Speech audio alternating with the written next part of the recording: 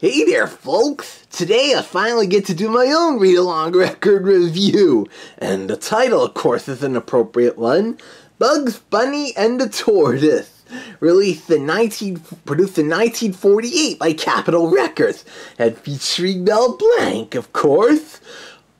Along with Arthur Q. Bryan and Elmer Fudd. One reason I'm reviewing this is because, look, I'm in the story! As you can probably tell by the cover, it's yet another race of Bugs Bunny versus Cecil Tortoise. One of the few that manages to make the best of Bugs. Henry Hawk has a small role in it too. And as I said, Elmer Fudd narrates. You may recall that the Big Bad Wolf said a few years back that Capitol Records had their line of Capitol Record Reader book and audio read-along sets. And there were a couple of Warner Brothers ones, as back then, Warner Brothers didn't have their own record division yet. So they had Capitol Records release some Looney Tunes related albums and singles and such, including some original songs recorded for them featuring Mel Blanc. A few of which got adapted into animation early this decade, such as My Daffy's Rhapsody. Anyways, let's see. The credits are right here. Look at that. Produced in Hollywood by Al Store. Look at that. Some Looney Tunes veterans there. Ted Pierce and Warren Foster. Oh, and illustrations by Robert McKimson and Richard Thomas. And music by Billy May. He was interesting, but he wasn't as good as Carl Stalling, of course. Well, anyways, let's put this on. Now, you may notice that they put these on old Capitol Record Reader read-alongs originally on 278 RPM discs. But these are the Superflex line, where they're made out of like vinyl instead of that brittle old shellac that we would always break in the old cartoons.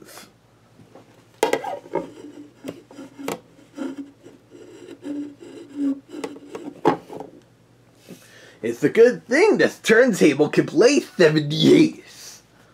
Alright, let me get a little help here.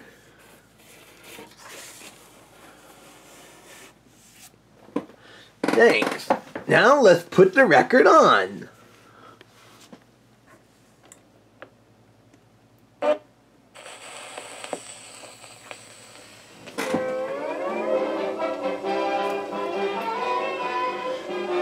Yeah, it's like it sounded like and the merry-go-round broke down. Probably because Capitol couldn't get the rights to the actual song. Hello, this is Elmer Fudd. And I'm going to tell you a little story about a friend of yours, Bugs Bunny. And little gray hair, the carrot-chewing rabbit. Yep, Arthur Q. Bryan is Elmer Fudd. You can follow it in your book. But to make absolutely sure we're together, turn the page when I blow this little auto horn. Okay? That's not a Warner Brothers sound effect. So if you did, you can see Bugs Bunny whipping through the woods, happy and carefree. Oh, sing a song of rabbits, a pocket full of carrots. It's the original voice. All the rabbits' habits, my favorite's chewing carrots. When I said Bugs was flipping through the woods, I wasn't kidding. Because Bugs slipped right over a book lying in the grass and fell right on his face. Oof. What tripped me? Ah, a book. The Hare and the Tortoise. It's like a race story. Classic Aesop fable. Just how far the hare beat the tortoise. And let's see. It says, and so the tortoise beat the hare. What? Tortoise beat the hare? That's ridiculous. I don't believe it. I'm a hare and no tortoise can beat me. I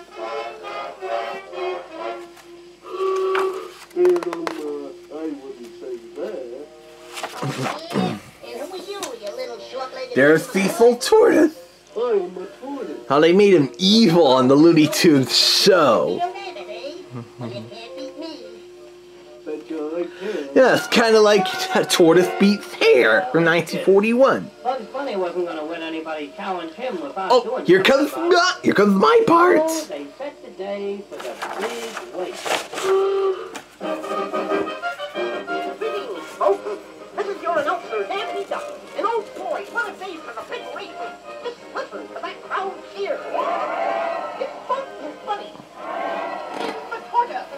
That's me! Are going to the starting line. They're going to race home country and back again. They're on their mark. They're set. Go. That doesn't sound much like a starting gun. And look at that rabbit go. There he goes over the first hill. Now he's over the second hill. Now he's on fight. But where is the tortoise? Here comes the tortoise.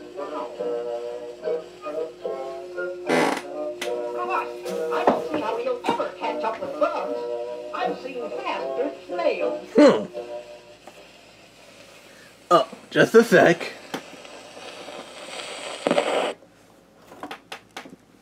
Yeah. The way they did this is kind of inconvenient, having to spread it onto 2 records. And I can't just flip it over right away, because the other side of this record is side 4. To get to the second side, we gotta pull out the other record. Can I have a little help here, Mr. Hand?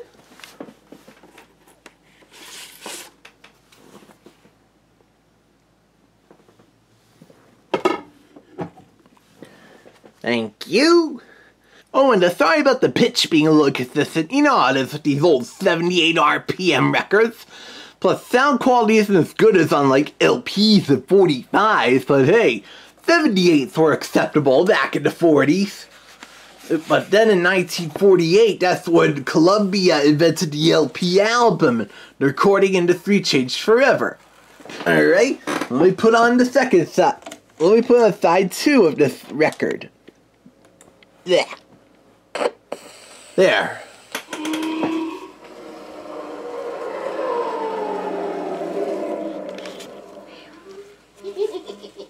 I bet I put a good 25 miles between me and that creeping clamshell. Well, no use knocking myself out. That's probably what the rabbit in the book did and lost the race. I'll sit down here by this pond and take a rest.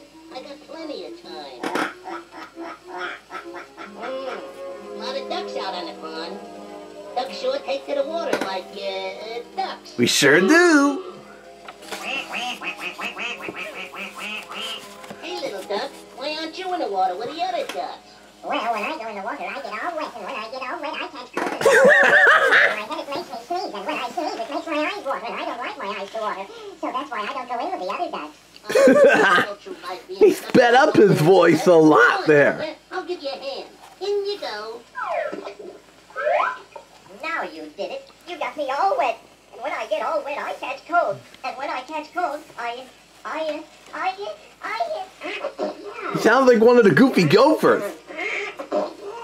Hey, that's just Clarence Nash's duck vocal effects now.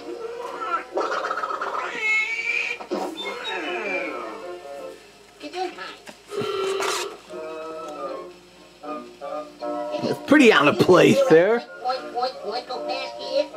Yes, I heard a boink, boink, boink, boink go past here. Well, that's the tortoise. I gotta go, Junior. So long, kid. Come on. Yeah, it made it sound like Donald Duck. Probably because Capitol Records did a few Disney record read-alongs as well. You may remember, in 2014, the Big Bad Wolf reviewed the one for the 3 Little Pigs. Oh, double darn it. Here comes that rabbit catching up with me. What's the matter, tortoise? Got rigor mortis? Those definitely aren't Warner Brothers sound I've got effects. to catch up with him. I'll call a taxi. Hey, taxi! Taxi, mister. Yes. Follow that rabbit. Okay, boss. Hey! That old gag. Oh, shucks. I forgot to tell him that I wanted to go in the taxi with him.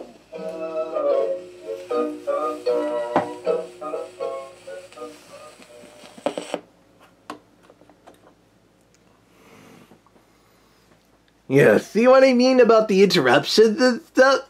No wonder records eventually were losing out during the early 90s.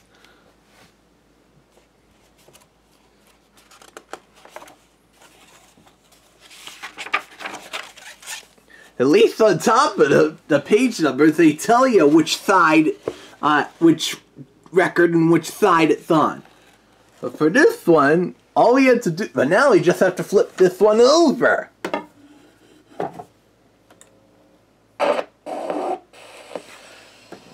Thanks, Mr. Hand. That was a good sprint. I guess I'll walk a while.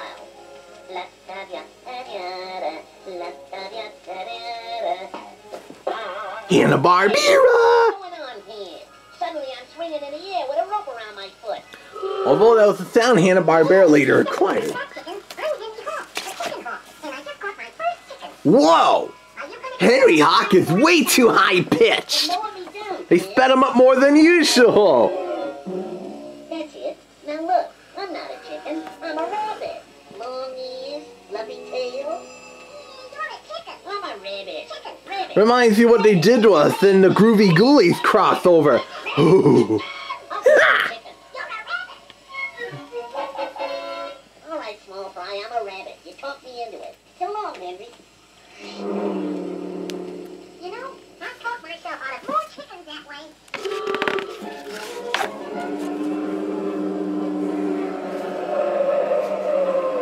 At least it got my voice sped up correctly on this record. Drool, my favorite food. I just gotta pull one up and taste it.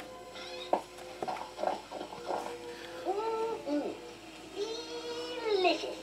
Oh, I couldn't eat this whole field of carrots. But he can. Or could I?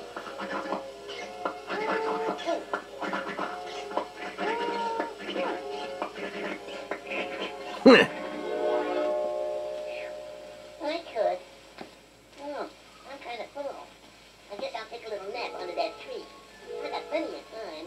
I'm way ahead of that tortoise. The inconsistency in the pitch of these 78s.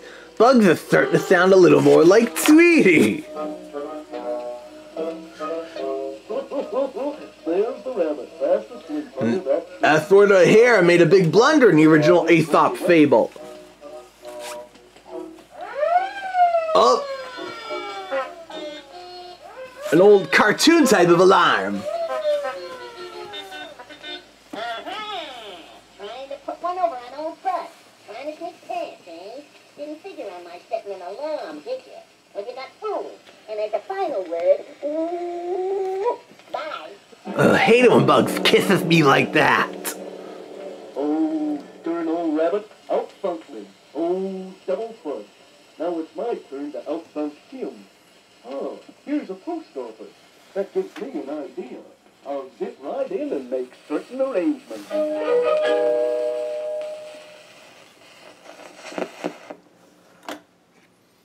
Alright. We're gonna have to switch records again.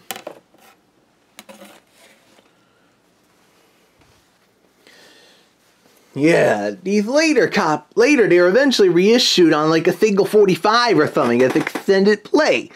Yeah, Big Bad Wolf from Disney was lucky to get a copy of the Three Little Pigs like that. Well, all we could find and afford was the original 78 version. But at least this way we could show you off how they originally were.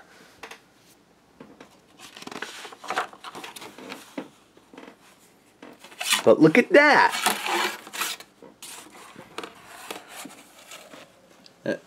Side 4. We're approaching the home stretch, folks.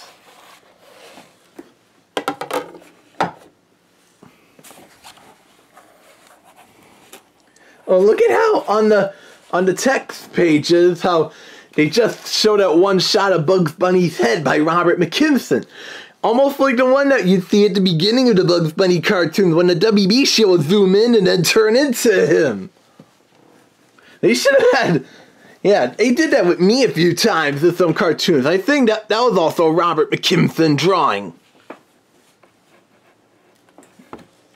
Well.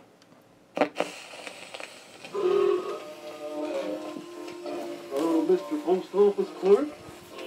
Yeah? Do airmail packages have to be wrapped in paper, or can they be wrapped in a shell? Well, a shell would be all right. Well, slap a couple of airmail stamps on me. I've got to get a long way fast.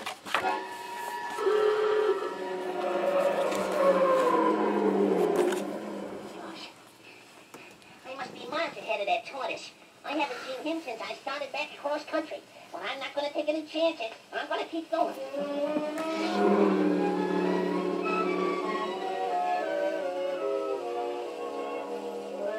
Yes, Bugs was Oh, now we hear Elmer again. for days.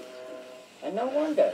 Yeah, at least they're not using one of those old hand crank gramophones that were 78s were originally designed to play on. At that very moment, the tortoise was landing in an airmail plane miles ahead of the rabbit at an Oh, airport look. that was close by the home sled.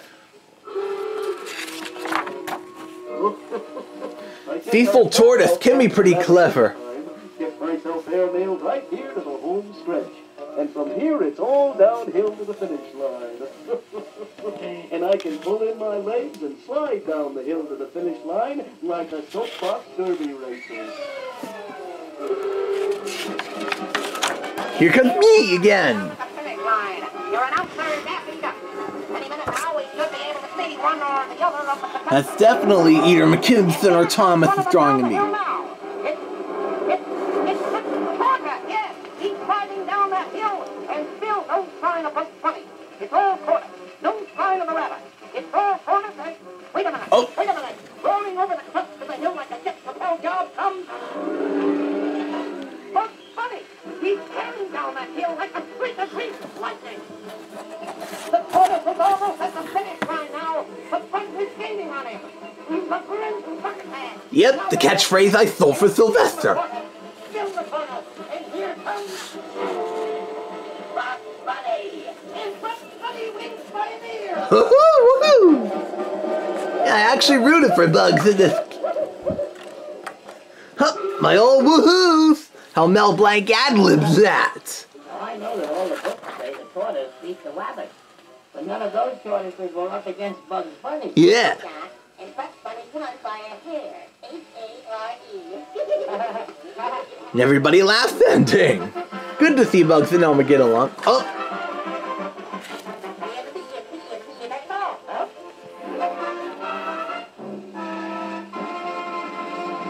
yep, you heard what Porky said.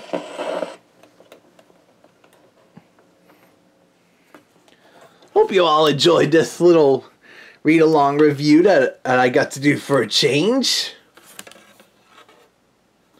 Alright, now we'll put the discs back in the sleeve. Alright, yeah. I still should be a little careful. They're not, I mean, they're still basically vinyl, but at least they're not shellac. But let's see. But it says, like, unbreakable in normal use. That's how generally used with vinyl records. They said that way because the old shellac records, they shatter easily. Like, as I said, you see in many of our old cartoons when we break records. Well, yeah, this is pretty cool, and it was good to see Bugs get one up over Cecil Tortoise for a change. Because Cecil always claimed that rabbits weren't very bright. You could tell how annoyed Bugs was by that. And I may be doing a few more videos here soon, so stay tuned, folks. Woo!